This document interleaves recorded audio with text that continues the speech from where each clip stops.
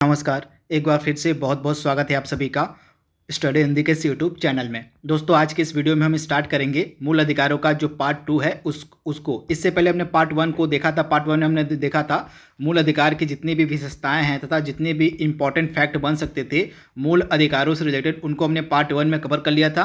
तथा आज से हम स्टार्ट करेंगे मूल अधिकारों से रिलेटेड जो आर्टिकल्स हैं उनको पढ़ना। तो सबसे पहले आज हम पढ़ेंगे समता का अधिकार, यानी कि जो हमारा राइट टू इक्वलिटी है उसको आज हम पूरे डिटेल में पढ़ेंगे पार्ट 2 में। तो चलिए आज के सेशन को स्टार्ट करते हैं और देख लेते हैं कि समता के अधिकार के अंतर्गत कौन कौन से आर्टिकल्स रखे गए हैं। तो चलिए आज के सेशन को शुरू करते हैं।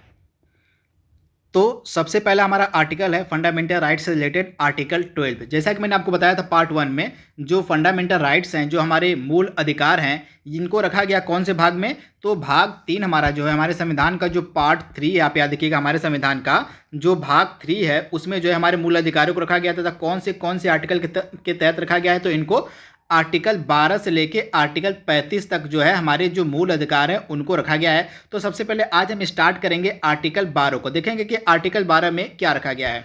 तो आर्टिकल 12 में जो है राज्य की परिभाषा दी गई है पूरे विस्तृत रूप में। आप याद देखिएगा, जो आर्टिकल 12 है इसमें राज्य की परिभाषा दी गई। यहाँ पे राज्य से मतलब क्या है? राज्य से मतलब है इंडिया से, तो इसे भी आप ध्यान दीजिएगा। तथा इसके अंतर्गत, राज्य के अंतर्गत जितने भी इम्पॉर्टेंट संस्थानों को सम्मिलित किया जाएगा, अगर उन सभी संस्थानों के द्वारा जो भी कानून या नियम बनाए जाएंगे, अगर वे नियम और कानून अगर फंडामेंटल राइट्स का हनन करते हैं तो सीधे तौर पर उनको अमान्य घोषित करने के लिए जो है आप सुप्रीम कोर्ट के पास जा सकते हैं। तो आइए देख लेते हैं कि राज्य की जो परिभाषा दी गई है अनुच्छेद 12 के अंतर्गत, उसमें किसको किसको सम्मिलित किया गया है। तो यहाँ पे आप देख रहे हैं, इसमें शामिल इकाइयों के कार्यों को अदालत में तब चुनौती दी जा सकती है जब मूल अधिकारों का हनन हो रहा हो। तो जैसा कि मैंने आपको बताया, राज्य की परिभाषा के अंतर्गत जिन जिन इकाइयों को सम्मिलित किया जाएगा, अगर उन इकाइयों के कार्यों के द्वारा जो अगर मूल अधिकारों का हनन हो रहा है तो सीधे तौर पर अदालत के पास जाया जा सकता है। यही सिंपली यहाँ पे लिखा हुआ है। उसके बाद यहाँ पे आप देख रहे हैं, उच्चतम न्यायालय के अनुसार किसी भी निजी इकाई या एजेंसी को जो बतौर राज्य की संस्था काम कर रही हो, वह अनुच्छेद 12 के तहत राज्य के अर्थ में आती है। तो इसे भी आप ध्यान दीजिएगा। इसके बाद तो यहाँ पे आप देख रहे हैं राज्य के अंतर्गत किसको किसको सम्मिलित किया गया। सबसे पहले आइए देख लेते हैं।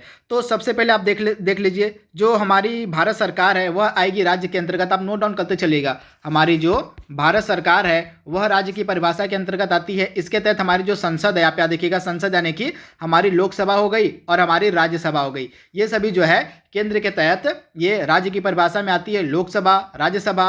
वहीं अगर हम राज्य की बात करें स्टेट में, तो स्टेट की जो राज्य विधानमंडल है, आप याद देखिएगा, जो स्टेट में होते हैं, एक तो हो गई आपकी विधानसभा और एक हो गई विधान परिषद भी, ये सभी भी आपकी आती हैं किसमें? तो स्टेट की परिभाषा में। इसके बाद सभी स्थानीय निकाय, जैसे नगर पालिका हो गया, आपका नगर पालिका हो गया, उसके बाद पंचायत हो गई आपकी, ये सभी स्थानीय निकाय, नगर पालिका, पंचायत। इसके बाद जिला बोर्ड, न्यास, ये सभी भी राज्य की परिभाषा के अंतर्गत आती हैं।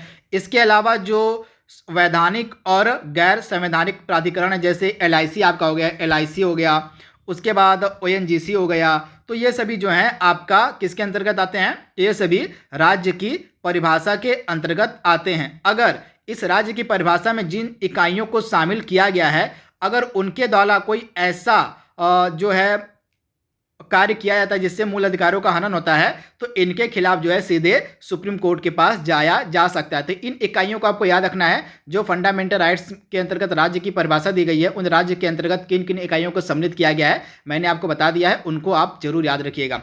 इसके बाद अब ये तो हमारा आर्टिकल 12 हो गया। अब हम देखेंगे आर्टिकल जो है 13 के अंतर्गत क्या किया गया है।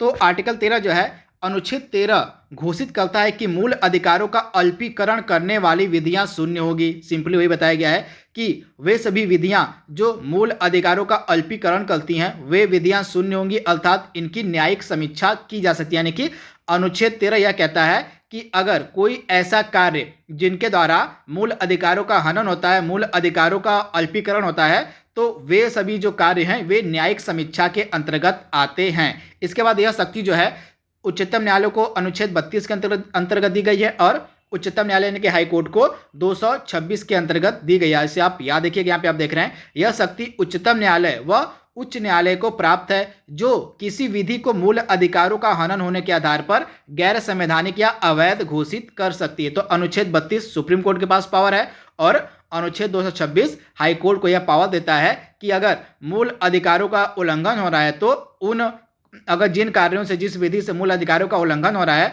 तो उस विधि या उस कार्य को सुप्रीम कोर्ट या हाई कोर्ट गैर संवैधानिक या अवैध घोषित कर सकती है। तो यह आर्टिकल 13 में कहा गया है। तो ये दो आर्टिकल इंपॉर्टेंट है, इनके बारे में आपको याद रखना है।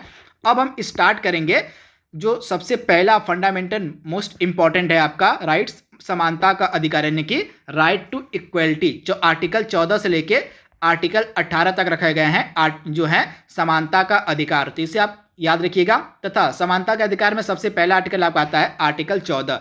तो आर्टिकल 14 क्या कहता है? विधि के समक्ष समता एवं विधियों का समान संरक्षण। यानी यहाँ पे क्या कहा जा रहा है?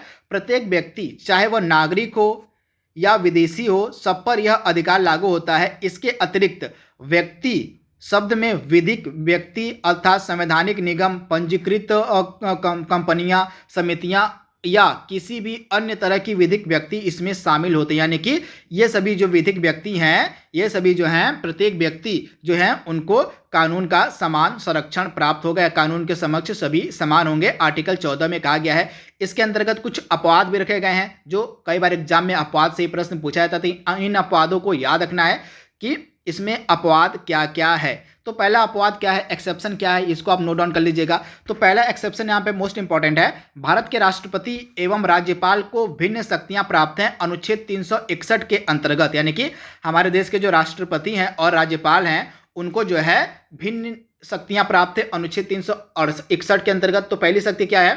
राष्ट्रपति और राज्यपाल अपने कार्यकाल में, आप याद देखिएगा, राष्ट्रपति और राज्यपाल अपने कार्यकाल में किए गए किसी कार्य के लिए या किसी निर्णय के प्रति देश के किसी भी न्यायालय में जवाबदेह नहीं होंगे। यानी कि सिंपली कहा जा रहा है, अगर राष्ट्रपति और राज्यपाल अपने कार्यकाल के दौरान कोई ऐसा कार्य करते हैं या उनसे कोई ऐसा निर्णय लिया जाता है तो उनके खिलाफ जो है न्यायालय में उनसे कोई जवाबदेही नहीं मांगी जा सकती है जब वे कार्यकाल के समय उनके द्वारा कोई ऐसा कार्य किया गया। तो इसे आप याद रखिएगा, पहला अपवाद है। यानी कि राष्ट्रपति और राज्यपाल अपने कार्यकाल में किए गए किसी कार्य या लिए गए किसी निर्णय के प्रति देश के किसी भी न्यायालय में जवाबदेह नहीं होंगे, ये पहला अपवाद है। इसके बाद राष्ट्रपति और राज्यपाल के विरुद्ध उसकी पदावधि के दौरान किसी न्यायालय में किसी भी प्रकार की दंडिक कार्यवाही प्रारंभ या चालू नहीं की जा सकती। आप याद रखिएगा, राष्ट्रपति और राज्यपाल के विरुद्ध उसकी पदावधि यानी कि उसके कार्यकाल के दौरान किसी न्यायालय में किसी भी प्रकार की दंडिक कार्यवाही प्रारंभ या चालू नहीं रखी जाएगी। तो यह दूसरा अपवाद है, यह अपवाद आपको याद रखना है। इसके बाद और तीसरा अपवाद क्या है? राष्ट्रपति और राज्यपाल की पदावधि यहाँ पे होगा। तो राष्ट्रपति और राज्यपाल की पदावधि के दौरान उसकी गिरफ्तारी या कारावास के लिए किसी न्यायालय में कोई प्रक्रिया प्रारंभ नहीं की जा सकती है। तीसरा अपवाद है राष्ट्रपति और राज्यपाल से रिलेटेड, यानी कि राष्ट्रपति और राज्यपाल की पदावधि के दौरान जो है उसकी गिरफ्तारी या कारावास के लिए किसी न्यायालय में कोई प्रक्रिया प्रारंभ नहीं की जा सकती। तो ये राष्ट्रपति और राज्यपाल से रिलेटेड 3 अपवाद आपको याद रखना है। उसके बाद अगला क्या अपवाद है? तो कोई भी व्यक्ति यदि संसद के या राज्य विधानसभा के दोनों सदनों या दोनों सदनों में से किसी एक की सत्य कार्यवाही के संबंधित विषय वस्तु का प्रकाशन समाचार पत्र में या रेडियो या टेलीविजन में करता है तो उस पर किसी प्रकार का दीवानी या फौजदारी का मुकदमा देश के किसी भी न्यायालय में नहीं चलाया जा सकेगा। यह अनुच्छेद 361 क के तहत कहा गया है कि कोई भी व्यक्ति यदि संसद के या राज्य विधानसभा के दोनों सदनों या दोनों सदनों में से किसी एक की सत्य कार्यवाही से संबंधित विषय वस्तु का अगर प्रकाशन जो है समाचार पत्र में या रेडियो या टेलीविजन में करता है तो उस पर किसी भी प्रकार की दीवानी या फौजदारी जो है मुकदमा किसी भी न्यायालय में नहीं चलाया जाएगा। यानी कि कोई भी व्यक्ति जो है संसद और राज्य विधानसभा की सत्य कार्यवाही यानी कि जो सत्य रूप से कार्यवाही हो रही है अपने मन से बढ़ा चढ़ा कर नहीं, जो संसद में है जो कार्यवाही चल रही है उसका सत्य रूप से अगर प्रकाशित करता है टेलीविजन में या रेडियो में या कहीं और समाचार पत्र में तो उसके खिलाफ किसी भी न्यायालय में मुकदमा नहीं चलाया जा सकता। अगर वही व्यक्ति किसी भी संसद या हमारी जो राज्य विधानसभा है उनके खिलाफ जो है असत्य कार्यवाही जो मतलब कार्यवाही संसद में न की गई परंतु उसका प्रकाशन टेलीविजन या अन्य समाचार पत्रों में करवाता है तो उसके खिलाफ कार्रवाई की जा सकती है। जिसे भी आप याद रखिएगा, अगर असत्य विषय वस्तु का प्रकाशन कराता है तो उस हिसाब से उस पर कार्रवाई की जा सकती है। तो इसे आप याद रखिएगा। इसके बाद तीसरा अपवाद है यहाँ पे, संसद में या उसकी किसी समिति में सदस्य के मतलब संसद में या उसकी किसी समिति में संसद के किसी सदस्य द्वारा कही गई किसी बात या दिए गए किसी मत के संबंध में उसके विरुद्ध किसी न्यायालय में कोई कार्यवाही नहीं की जाएगी। यह अनुच्छेद 105 में कहा गया है। यह एक प्रकार का विशेषाधिकार दिया गया है संसदों को। तो आप याद रखिएगा, संसद में या उसकी किसी समिति में संसद के किसी सदस्य द्वारा कही गई किसी बात या दिए गए किसी मत के संबंध में उसके विरुद्ध किसी न्यायालय में कोई कार्यवाही नहीं की जाएगी। यह अनुच्छेद 105 के अंतर्गत कहा गया है। तो ये भी अपवाद है।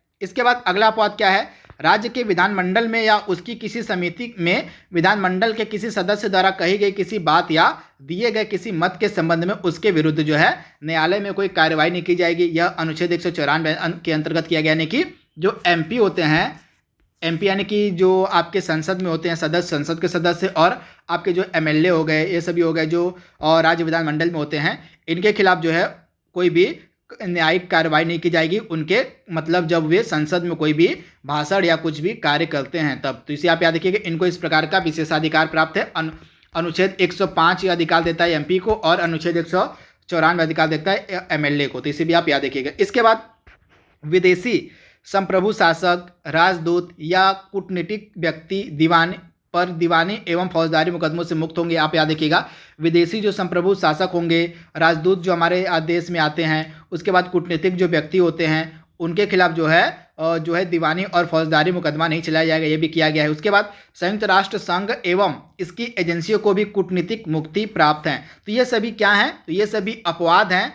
तो इनके अपवाद को आपको याद रखना है। यहाँ से डायरेक्टली एग्जाम में प्रश्न बनता है। तो समानता का जो अधिकार है उसके अंतर्गत जो उसके अंतर्गत जो 14वां हमारा आर्टिकल है, जो कानून के समक्ष सबको समान मानता है, उसमें कुछ अपवाद हैं। तो अपवाद को आपको याद रखना। तो ये आर्टिकल 14 हमने डिस्कस कर लिया है। अब हम देखेंगे आर्टिकल 15, जो कि मोस्ट इंपॉर्टेंट आर्टिकल है। तो आर्टिकल 15 क्या कहता है, धर्म, मूल वंश, लिंग और जन्म स्थान के आधार पर किसी के साथ कोई भी भेदभाव नहीं किया जाएगा। आर्टिकल 15 क्या कहता है, धर्म के आधार पर, मूल वंश के आधार पर, लिंग के आधार पर या जन्म स्थान के आधार पर किसी के साथ कोई भी भेदभाव नहीं किया जाएगा। परंतु आर्टिकल 15 में भी कुछ अपवाद हैं जो आपको याद रखने हैं। तो इनके बारे में आपको याद रखना है। अपवाद से अक्सर एग्जाम में प्रश्न बनता है। तो पहला अपवाद क्या आर्टिकल 15 का, तो आर्टिकल 15 का पहला अपवाद है, राज्य को इस बात की अनुमति होगी कि वह बच्चों या महिलाओं के लिए विशेष व्यवस्था करे। उदाहरण के लिए स्थानीय निकाय में महिलाओं के लिए आरक्षण की व्यवस्था एवं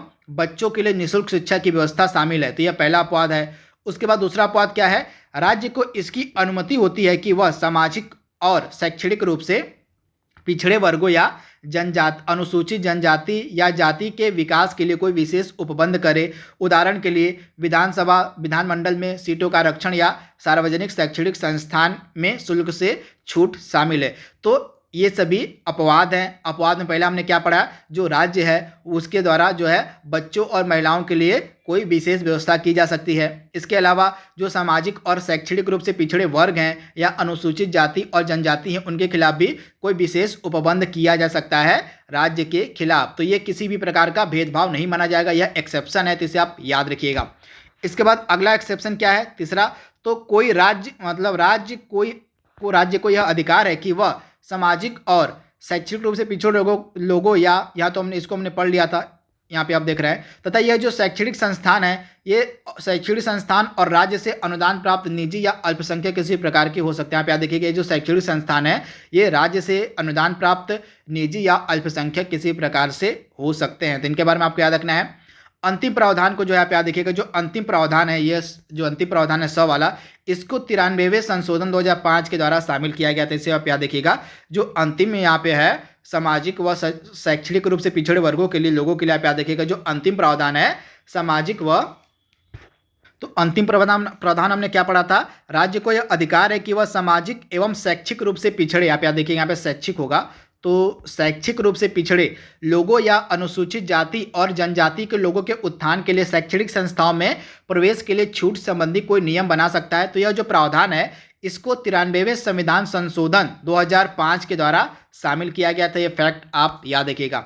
इस प्रावधान के क्रियान्वयन के लिए केंद्र सरकार ने केंद्रीय शैक्षणिक संस्थानों में प्रवेश में आरक्षण अधिनियम 2006 पारित किया, जिसके अंतर्गत पिछड़े वर्गों के छात्रों के लिए सभी उच्च शैक्षणिक संस्थान में 27% सीटें आरक्षित हो गए। तो इसे भी आप याद देखिएगा, सॉरी यहाँ पे 27 जो है सीटें हैं वे आरक्षित हो गई। जिसे आप ध्यान दीजिएगा क्या कह रहा है, तो केंद्रीय शैक्षणिक संस्थानों में प्रवेश में आरक्षण अधिनियम जो 2006 पारित किया गया था, इसके अंतर्गत पिछड़े वर्गों के छात्रों के लिए सभी उच्च शैक्षणिक संस्थान में 27 जो सीटें हैं वे आरक्षित हो गए थी। ये 93वें संविधान संशोधन के तहत किया गया था, तो इसे भी आप याद रखिएगा। इसके बाद अगला इंपॉर्टेंट क्या है, तो अगला इंपॉर्टेंट आर्टिकल है आर्टिकल 16। तो आर्टिकल 16 क्या कहता है, लोक नियोजन के विषय में अवसर की समता की बात करते हैं, यानी कि लोक नियोजन के विषय में जो है अवसर की समता की बात करता है अनुच्छेद 16। अनुच्छेद 16 में राज्य के अधीन किसी पद पर नियोजन, आप याद रखिएगा जो अनुच्छेद 16 यह क्या कहता है, तो अनुच्छेद 16 में यह कहा गया है, अनुच्छेद 16 में राज्य के अधीन किसी पद पर नियोजन या नियुक्ति से संबंधित विषयों में सभी नागरिकों के लिए समान अवसर की समता होगी, यानी कि राज्य में जो है किसी भी पद पर नियोजन या नियुक्ति के लिए जो है जो नागरिक होंगे उनको समान अवसर दिया जाएगा, ऐसा कहा गया है अनुच्छेद 16 में। तथा इसमें जो है कुछ अपवाद भी हैं, तो अनुच्छेद 16 के क्या क्या अपवाद हैं उसको भी आइए देख लेते हैं। संसद किसी विशेष रोजगार के लिए, आप याद देखिएगा जो हमारी संसद है, संसद जो है किसी विशेष रोजगार के लिए निवास के साथ, मतलब आप याद रखिएगा जो हमारी संसद है उसके इसमें कुछ अपवाद उसके द्वारा हैं, तो संसद के द्वारा किसी विशेष रोजगार के लिए निवास की शर्त आरोपित की जा सकती है। आप याद रखिएगा निवास की जो शर्त है वह आरोपित की जा सकती है किसी रोजगार के लिए संसद के द्वारा, जैसा कि सार्वजनिक रोजगार है। तो इसे आप याद रखिएगा जो सार्वजनिक रोजगार अधिनियम 1957 है, आप याद रखिएगा जो सार्वजनिक रोजगार अधिनियम 1957 है, तो जो सार्वजनिक रोजगार अधिनियम 1957 था, यह कुछ वर्षों बाद 1974 में जो है समाप्त हो गया था। इस समय यानी कि वर्तमान में जो है रोजगार के लिए जो निवास की शर्त है सिर्फ आंध्र प्रदेश के अतिरिक्त किसी अन्य राज्य में नहीं, इसी भी आप याद रखिएगा आंध्र प्रदेश के अतिरिक्त, आंध्र प्रदेश व तेलंगाना के अतिरिक्त जो है किसी अन्य राज्य में जो है रोजगार के लिए निवास की शर्त को नहीं रखा गया है, तो इसे भी आप याद रखिएगा। इसके बाद राज्य नियुक्तियों में आरक्षण की व्यवस्था कर सकता है या किसी पद को पिछड़े वर्ग के पक्ष में बना सकता है जिनका कि राज्य में समान प्रतिनिधित्व तो नहीं है। दूसरा अपवाद है, आप याद रखिएगा राज्य जो है नियुक्तियों में आरक्षण की व्यवस्था कर सकता है या किसी पद को पिछड़े वर्ग के पक्ष में बना सकता है जिनका कि राज्य में प्रतिनिधित्व तो नहीं है, ये दूसरा अपवाद है। तीसरा अपवाद क्या है, विधि के तहत, आप याद रखिएगा विधि के तहत किसी संस्थान में, आप याद रखिएगा विधि के तहत किसी संस्था या इसके कार्यकारी परिषद में, आप याद रखिएगा विधि के तहत किसी संस्था या इसके कार्यकारी परिषद के सदस्य किसी की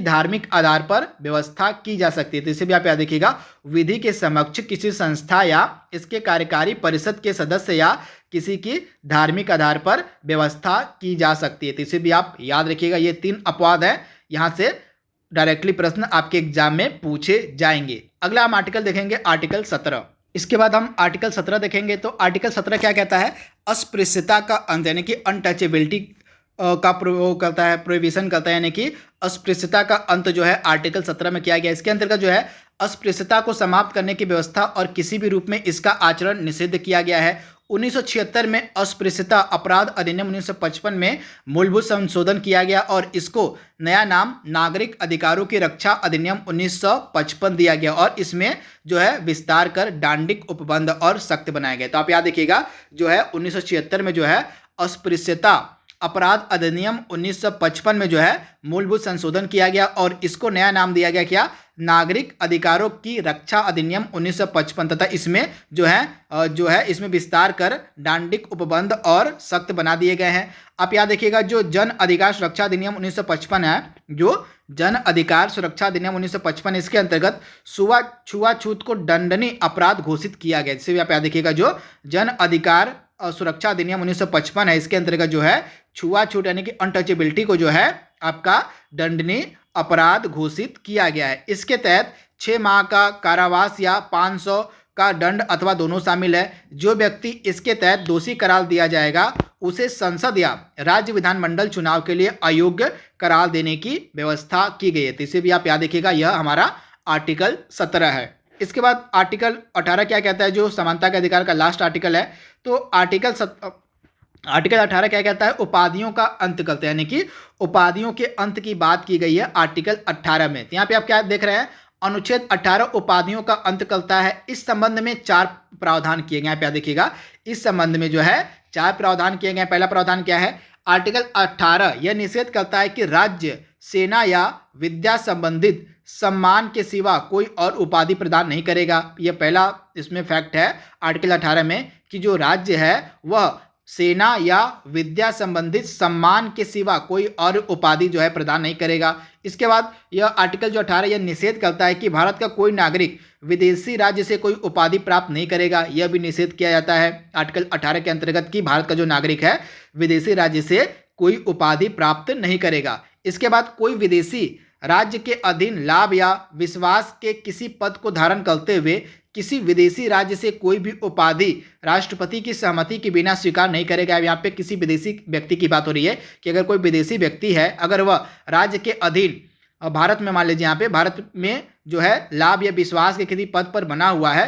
तो बिना राष्ट्रपति के अनुमति के वह अपने देश से कोई भी उपाधि ग्रहण नहीं करेगा, बिना राष्ट्रपति की अनुमति के। यह भी तीसरा में कहा गया है। उसके बाद चौथा प्रावधान क्या है आर्टिकल 18 में?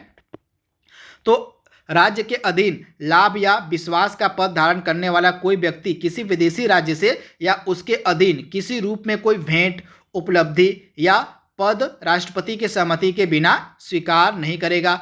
तो आप याद देखिएगा, राज्य के अधीन जो कोई व्यक्ति है, अगर वह किसी विदेशी राज्य से कोई उपाधि है, अगर भेंट, उपलब्धि या पद कोई धारण करना मतलब लेना चाहता है, तो बिना राष्ट्रपति के अनुमति के वश इसे स्वीकार नहीं किया कर सकता। तो ये 4 प्रावधान किए गए हैं अनुच्छेद 18 के अंतर्गत। अनुच्छेद 18 जो है यह उपाधियों का अंत करता है, तो इसे आप याद रखिएगा। इसके अंतर्गत कुछ और फैक्ट यहाँ पे याद रखिएगा। जो अनुच्छेद 18 है 1996 में जो है उच्चतम न्यायालय के द्वारा जो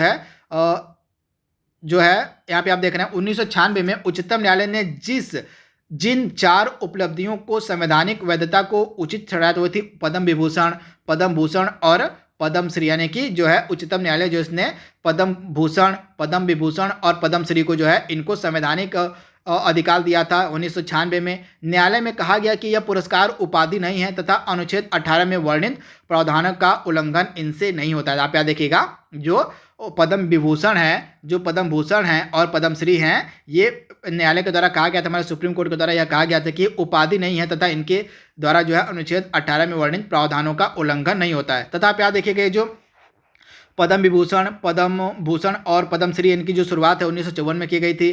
तो इसके बाद 1954 में जो है इन पद्मश्री पुरस्कारों की जो शुरुआत की गई थी। बाद में जो है 1977 में जो मोरारजी देसाई की सरकार बनी थी उसके द्वारा इनको जो है समाप्त कर दिया गया था, परंतु पुनः जब 1980 में इंदिरा गांधी की सरकार बनी थी तो इनके द्वारा जो है पद्मश्री पुरस्कारों को दोबारा चालू कर दिया गया था। तो इनके बारे में भी आपको याद रखना है। तो दोस्तों यहाँ पे हमने समानता का जो अधिकार स्टार्ट किया था आर्टिकल 14 से 18 आर्टिकल 14 से 18 इनको हमने पूरी डिटेल में कवर कर लिया है। अब हम अगले लेक्चर में कवर करेंगे जो हमारे होंगे स्वतंत्रता का अधिकार, यानी कि राइट टू लिबर्टी। तो उनको हम राइट टू फ्रीडम जो हमारे हैं उनको हम अगले लेक्चर में स्टार्ट करेंगे। अगर आपको यह लेक्चर पसंद आता है तो इसको लाइक कर दीजिएगा, वीडियो को शेयर कर दीजिएगा। इसके साथ अगर आप हमारे चैनल पहली बार आ रहे हैं तो हमारे चैनल को सब्सक्राइब जरूर कर लीजिएगा। तो आज के लिए बस इतना ही। Thank you, thanks for watching, thank you.